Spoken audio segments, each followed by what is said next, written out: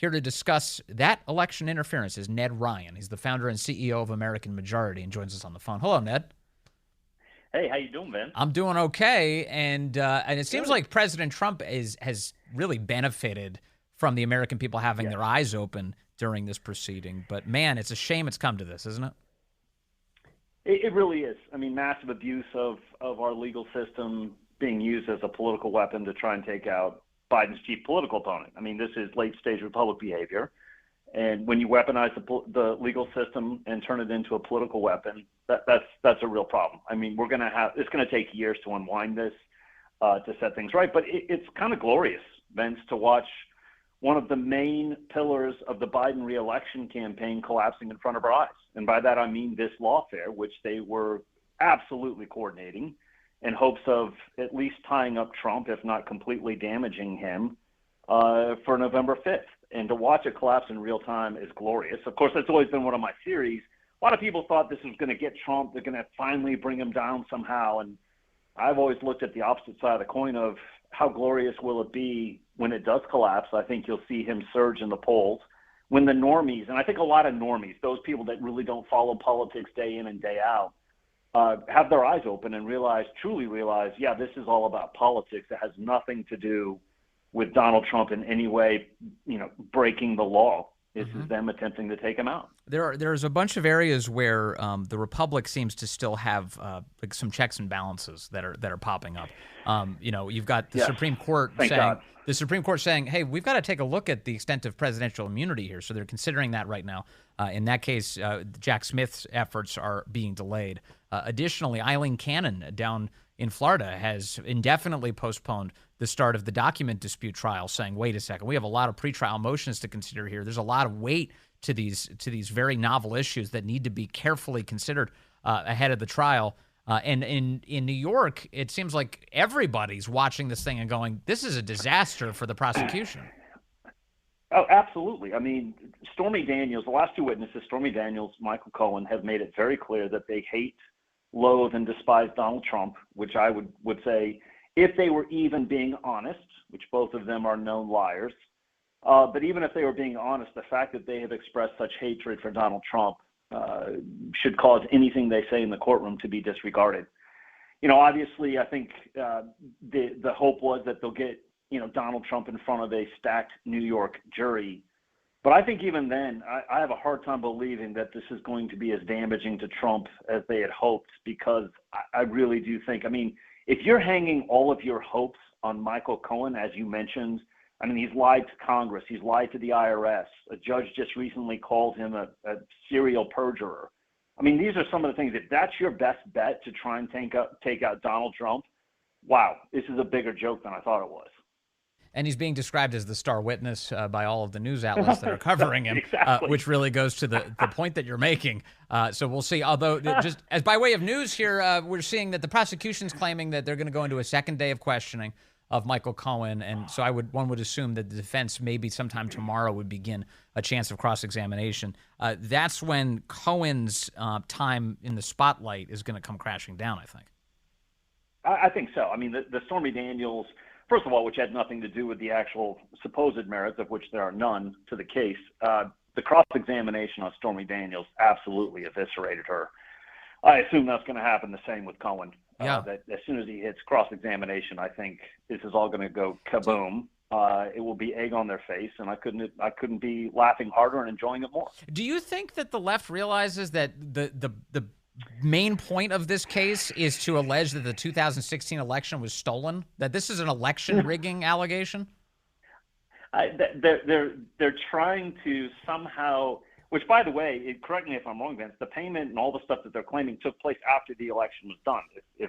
Well, that's exactly right. In fact, Michael Cohen testified. Nothing to do with it. Michael Cohen testified today that Trump actually told him, "Don't pay her before the election because maybe we won't have to pay her at all."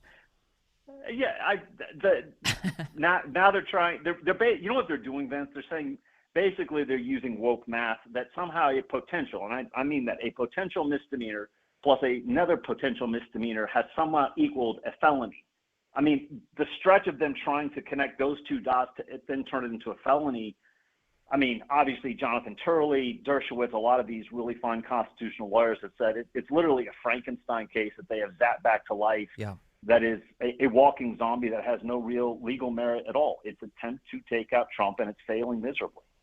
Let me talk about, if the voters get their way, I want to figure out, what they want to say. The New York Times has a big survey today finding that Trump is up in most, if not all, of the swing states.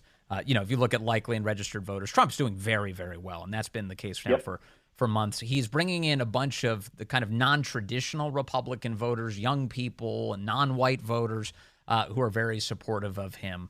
What do you make of the electoral math here as Trump heads towards Election Day? I mean, we know it's going to come down to 7 states. It's going to be Arizona, Nevada, Wisconsin, Pennsylvania, Georgia, North Carolina, throw in Michigan. And, I love a good poll, Vince. I really do. And I look at this as like a weather forecast. Great. It looks like the weather's going to be good. Mm-hmm. But the numbers that I care about, especially in those 7 states, are what is the size of the Republican ballot universe? And what is the disparity among partisan registration? For example, in Arizona, just to put a fine point on this, we've been doing some absentee ballot generation among mid to low propensity Republican voters. The advantage now on the permanent Republican list over Democrats is about 54,000 ballots. That's great. Another close friend, Chris Buskirk's been doing some phenomenal voter registration in Arizona. Now the partisan registration is 236,000 to Republicans' advantage. Those are the numbers I care about, Vince, because when it comes down to brass tacks, it's going to be who has the bigger ballot universe, who has the bigger registration advantage, and who can chase in the most ballots to win on November 5th. So I love polls. I think these are very positive signs because Trump never led in 2016 and 2020 like he's leading in 2024. But I'm running like we're behind, and I'm focused on those numbers of the absentee ballots and voter registration. That's key. Well, let me give you some other math to help support what you're saying. In this New York Times survey today, in Michigan, Biden leads by 1 among likely voters. But let me pull the lens out now. Among registered voters, Trump leads by 7. So that tells the story you just told, which is you've got people who are sitting on the sidelines who support Trump. They're not sure they're going to cast their ballot. They're registered voters. They're not in the likely voter category. The task for Republicans and the Trump campaign specifically, turn those guys into likely voters. Yeah, exactly. I mean, this kind of ties into a Marquette poll from the first week of April. Same thing. Among likely voters, Biden was narrowing the lead with likely. When it came to registered unsure, Trump was up 12. And that really, to me, just validated what we're working on is you've got to get these mid to low prop registered Republicans, get them to request a ballot. That's half the battle. Get them to have a ballot in their hands. And then, North Carolina voting starts, the ballots drop 60 days out. Mm-hmm. Arizona, they drop 30 days out.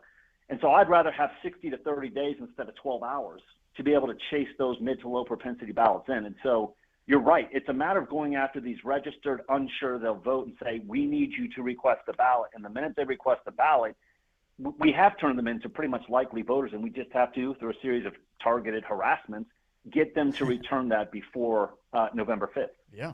Yeah, it's just good salesmanship. That's how you do it. So another piece here. You mentioned that I keep looking at surveys. In fact, I had a conversation with you recently about this. You keep looking at surveys, and what you're finding out is that among Americans who are not yet registered to vote, they're wildly supportive of Trump. Wildly, so much so that Democrats have begun talking amongst themselves about stopping voter registration efforts nationwide. They don't want to register new people to vote for fear that they're only going to get Trump elected. What should Republicans do with this? I'm exactly what some people like Chris Buskirk has been doing of registering voters in Arizona and Nevada and Wisconsin and North Carolina and Pennsylvania, Georgia. I mean, these are one of the things like you were saying in that Marquette poll I just referenced. Among voting age unregistered, Trump was winning by almost 30 points. And it's one of those things, again, those 2 points of registered but unsure, of voting age not registered, it tells me 2 things. Go get people to request absentee ballots if they're registered.